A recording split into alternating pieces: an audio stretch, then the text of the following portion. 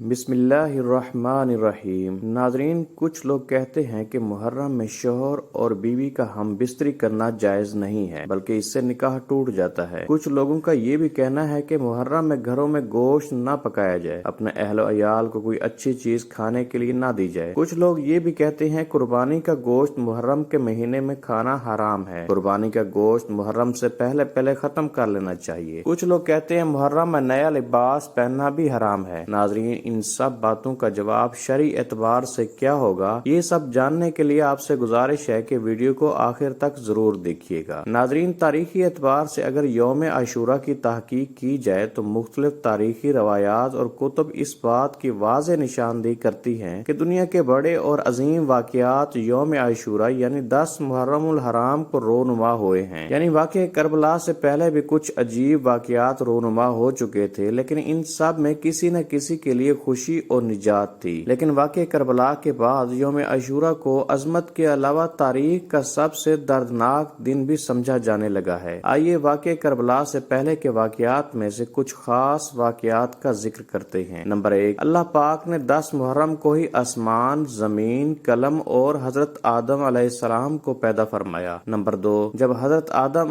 اور اماں حوا نے جنت سے گندم کا دانہ کھایا تو اللہ نے حضرت آدم اور اماں حوا کو جنت سے نکال دیا۔ اس کے بعد حضرت آدم کئی سالوں تک اللہ سے رو رو کر دعائیں کرتے رہے، لیکن اللہ نے حضرت آدم علیہ السلام کی توبہ 10 محرم کو قبول فرمائی۔ نمبر 3، اسی دن اللہ پاک نے حضرت ادریس علیہ السلام کو آسمانوں کی طرف اٹھا لیا تھا۔ نمبر 4، جب حضرت نوح علیہ السلام کے دور میں سیلاب آیا تو حضرت نوح کی کشتی سیلاب میں ادھر ادھر تیرتی رہی۔ وہ سیلاب کی زد میں آئی تو اللہ نے حضرت نوح علیہ السلام کی کشتی کو بھی اسی دن محفوظ فرمایا۔ نمبر 5، 10 محرم کو ہی اللہ نے حضرت ابراہیم علیہ السلام کو اللہ کے خلیل کے لقب سے نوازا۔ جب حضرت ابراہیم کو آگ میں ڈالا گیا تو اسی دن اللہ نے حضرت ابراہیم پر آگ کو ٹھنڈا کیا۔ نمبر 6، اللہ پاک نے حضرت ابراہیم علیہ السلام کو ایک ننھے اور پیارے سے لاڈلے حضرت اسماعیل علیہ السلام عطا فرمایا۔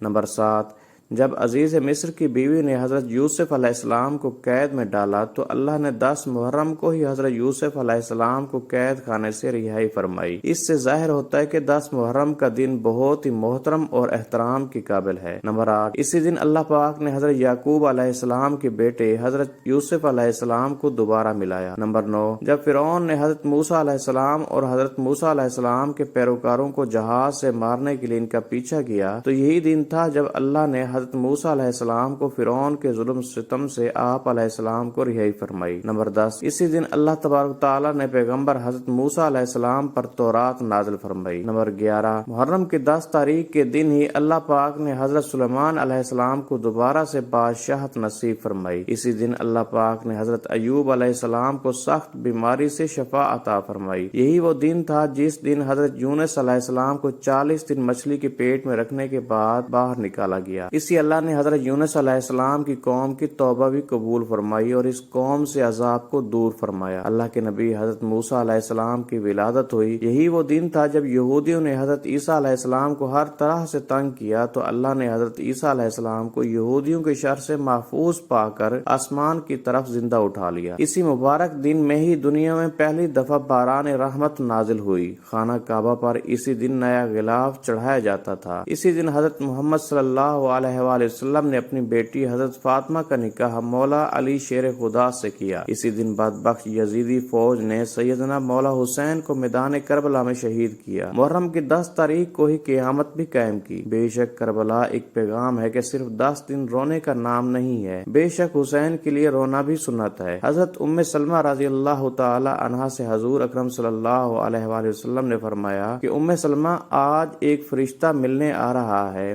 بہت ہی خاص، کسی کو اندر نہیں آنے دینا۔ حضرت ام سلمہ پہرے پر کھڑی ہو گئیں تو تھوڑی دیر میں حسین آ گئے۔ چھوٹے بچے معصوم ابھی اندر جانے لگے، انہوں نے روک لیا تو وہ رونے لگے۔ وہ روئے تو انہوں نے چھوڑ دیا۔ تھوڑی دیر میں اندر سے میرے نبی کے زور زور سے رونے کی آواز آئی۔ ام سلمہ کہتی ہیں، میں وہاں نہ رہ سکی، بھاگ کے اندر گئی تو میں نے دیکھا رسول اللہ صلی اللہ علیہ وآلہ وسلم نے حضرت حسین کو سینے سے چمٹایا ہوا ہے اور سسک سسک کر رو رہے ہیں۔ آپ کے آنسو آپ کے رخسار اور दाढ़ी को तर कर रहे थे। आप सल्लल्लाहु अलैहि वसल्लम ने खास अपने बाहों में उन्हें दबाया हुआ था। हजरत उम्मे सलमा कहती हैं, मैंने अर्ज किया, मेरे माँ बाप कुर्बान या रसूलल्लाह, क्या हुआ है, आप ऐसे तड़प क्यों रहे हैं? आपने रो कर कपकपाती आवाज में और बहते आंसू के साथ फरमाया, उम्मे सलमा, ये फरिश्ता जो मुझे मिलने आया था, ये मेरे बच्चे को देखकर कह रहा है कि आपकी उम्मत इस बच्चे को कत्ल करेगी और जहाँ इसका खून गिरेगा इसकी जगह मुझे दिखाई है, मैं इसलिए इस पर रो रहा हूँ। अल्लाह अकबर। अभी तो शहादत हुई भी ना थी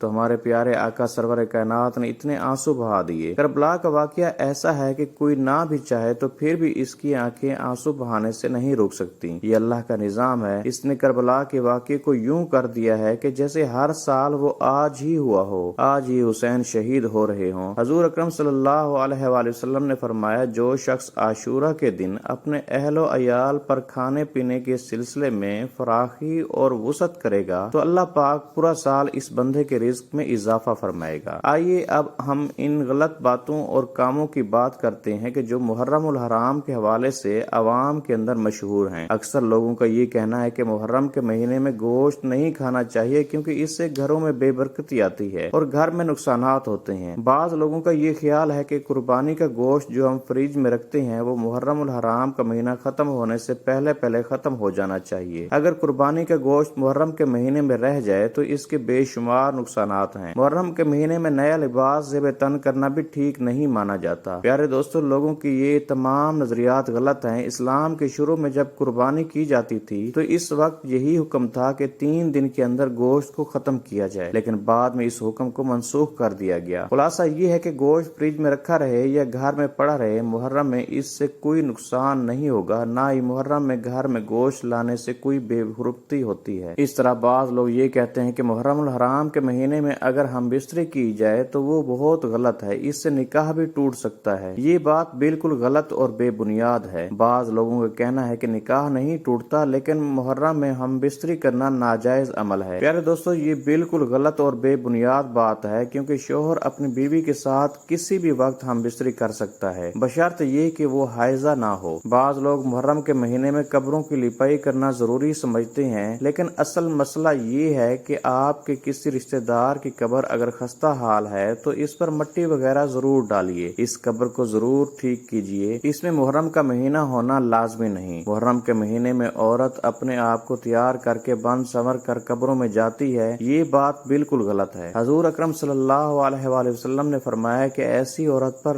अल्लाह की लानत है जो बेपर्दा होकर अपने घर से बाहर निकलती है या फिर कब्रिस्तान जाती है। हाँ, जो औरत बहुत बूढ़ी हो इसमें शरीयत कुछ गुंजाइश देती है और जो औरत बूढ़ी हो जाती है इसके लिए पर्दा करने में भी इस्लाम में गुंजाइश है, लेकिन सरेआम वो भी बेपर्दा होकर नहीं घूम सकती। औरत को चाहिए कि घर बैठकर अपने मरने वाले अजीज व अकारब के लिए इसाले सवाब करे, जबकि मर्द हजरात कब्रिस्तान जाकर इसाले सवाब कर सकते हैं, बल्कि मर्दों को हर जुमा के दिन कब्रिस्तान जाना चाहिए। इसके अलावा और भी बेशुमार गलत रसूमात हैं जिनसे हमें बचना चाहिए। अल्लाह से दुआ है कि वो हमें नेक अमाल करने और गलत रसूमात से दूर रहने की ताकत नसीब फरमाए और हमें हजूर अकरम सल्लल्लाहु अलैहि वसल्लम और उनके अहले बैत से सच्चा और पक्का इश्क अता फरमाए। नाज़रीन, कमेंट बॉक्स में आमीन जरूर लिखिए।